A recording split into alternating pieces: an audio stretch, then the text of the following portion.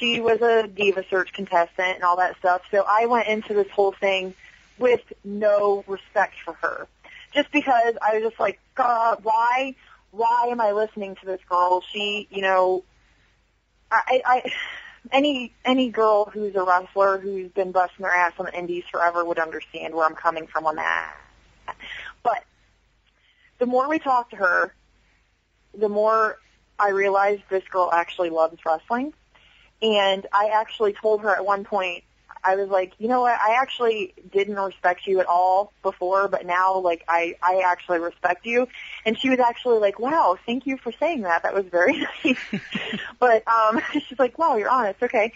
But what was supposed to happen, and we kind of ran out of time, was we were to do, like, a Q&A with her at first, and then we were going to work out with her a little bit in the ring. Well, we ran out of time before just because I just wanted to see what kind of shit I can ask her and what kind of stupid answers she could say to me. But I'm just like, and I'm very curious. At one point, WWE was my goal. I just asked a lot of questions, basically. So we kind of ran out of time, but what they ended up doing was each of the matches that the girls had on that card, she pretty much watched the whole show. And after the show, we all kind of sat down, and she was just kind of giving her input and things like that and advice. And so that's kind of how that came about. We were just kind of asked to do that since she was going to be there at the show. And so it was basically like a Maria Kanellis seminar.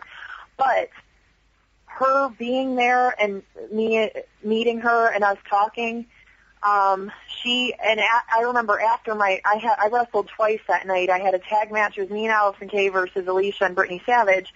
And then later it was me and Rain for the Spirit title. After she watched my matches, she was getting ready to do something.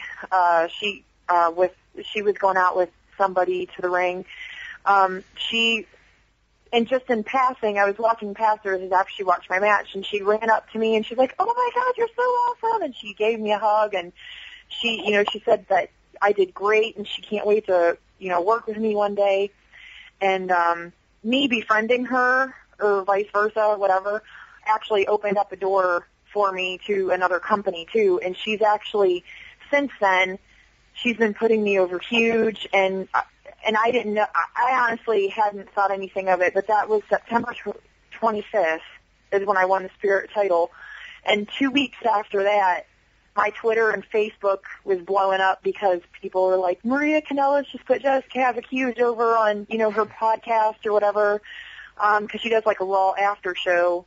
And the question was, who's your favorite indie wrestler right now that and there's three of them, and they were each answering, and she said Jessicka Havok is actually, she's my favorite. I was just on a show with her a few weeks ago, and she was awesome, and I really hope to work with her.